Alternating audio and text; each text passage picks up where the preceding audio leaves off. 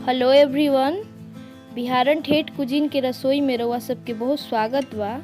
आज रसोई में बनी गिलोय के आयुर्वेदिक चाय। गिलोय के इस्तेमाल शरीर के रोग प्रतिरोधक क्षमता के मजबूत करे खातिर होला और भी बहुत सब बीमारी में गिलोय के इस्तेमाल कइल जाला, जैसे कि डायबिटीज़ में, ब्लड प्रेशर में, अस्थमा में, डेंगू में। गांव में गिलोय लत्तर निहन कौनो पेड़ पे टंगाइल रहेला, सेमर के पेड़ पे, नीम के पेड़ पे। तो ओकरा के हमनी के आज काट के ले आइब जा आ ओकर चाय बनी।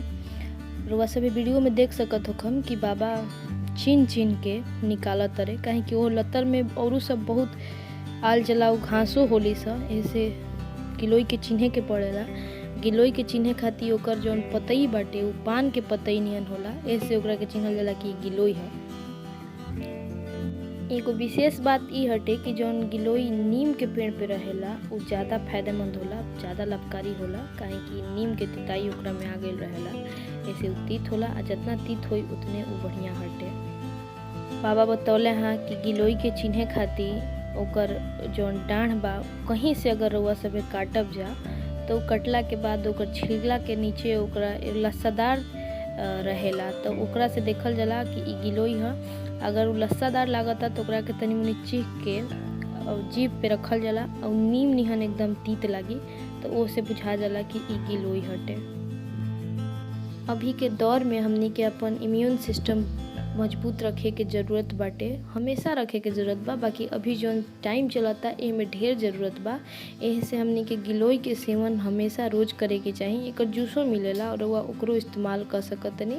बाकी हम गांव में बानी तो हम ओकर भरपूर फायदा उठावतनी। हम पेड़ पे से जाके गिलोय एकदम तुर के लेनी हा। बाबा गिलोय के औरू नाम बता। गिलोय, अमृता, गुरूच। गिलोय के चाय बनावे खातिर हमनी के चाही गिलोय के लकड़ी, तुलसी पत्ता, मोजर के संगे मधु, अदरक, दालचीनी, गोल मिर्च, लवंग, इलायची। गिलोय के चाय बनावे खातिर हमनी के सबसे पहिले दालचीनी के कूट लेब जा। खड़ा खड़ा दालचीनी रहला ओकरा के कूट लेब जा। 2 गो दालचीनी के बड़े बड़े टुकड़ा हमनी के लेले बनी जाए जा। ओकरा बाद हमनी के एगो इलायची लेब जा, इलायचियों के ठीक तरीका से एकदम कूट लियाई। ओकरा बाद हमनी के लेब जा 4-5 गो लवंग, लवंगों के हमनी के खूब निमन से कूट लेब जा। रउआ सब देख सकत हो कैसे कुटाता।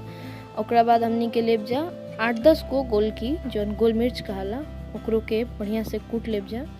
जब चारों चीज़ कुटा जाई तब हमनी के एक साथे मिला के पीस ली आदमी। पीस के एगो पाउडर तैयार कर लेब जा। वीडियो में रउआ सब देखब जा मम्मी पीसत तरी ओकरा के। ई चारों चीज़ एक में पिसा के एगो पाउडर के रूप में बन गइल बाटे। पाउडर पिसा चुकल बा, पिसा के रेडी बाटे। अब हमनी के गैस पे सस्पेन बैठाइब जा।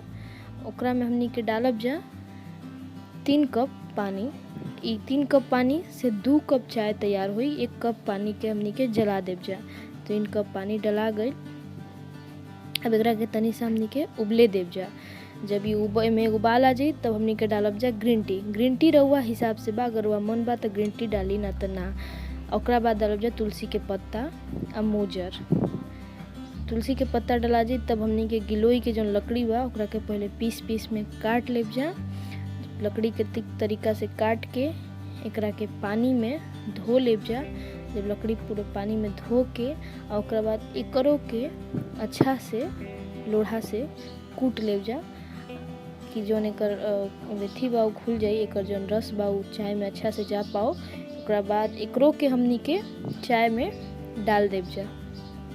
गिलोय, तुलसी पत्ता आ ग्रीन टी तीनों खौला ताटे। जब तनी मुनी उबाल आ जाई तब फिर हमनी के डालब जा अदरक। अदरक के ठीक से कूच लेब जा लोढ़ा से, चाहे जौने चीज़ से कूचे के बा। आ ओकरा बाद ओकरो के हमनी के डालब जा। अभी हो गई तब हमनी के चाय में उबाल के इंतज़ार कर जा। ओकरा बाद डालब जा जौन पिसले रहनी है जा पाउडर, दालचीनी वाला पाउडर, इलायची लौंग वाला, ओकरा के डालब जा। ओकरा बाद हमनी के डालब जा आधा चम्मच हल्दी। हल्दी बहुत बढ़िया चीज़ हटे शरीर खातिर, ऐसे हल्दी जरूर रही चाय में। हल्दी जब डला गई बाटे अब चाय में उबाल आए के बाद एकरा के हमनी के आँच कम आ बेसी क के खौलाइब जा। जैसे चाय खौलावे नहीं जा वैसे एकरो के खौलावल जाई। वह सब देख सकत हम कि कितना बढ़िया उबाल आवत बाटे।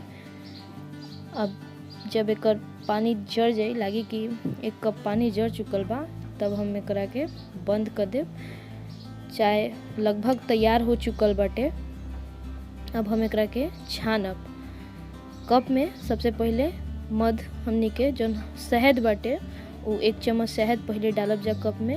ओकरा बाद ओमे चाय के छान लेब जा। चाय कप में छना चुकल बा। अब देवा सब देख सकत हो जा कितना सुंदर लागता है चाय। बहुत धन्यवाद ई वीडियो देखे खातिर।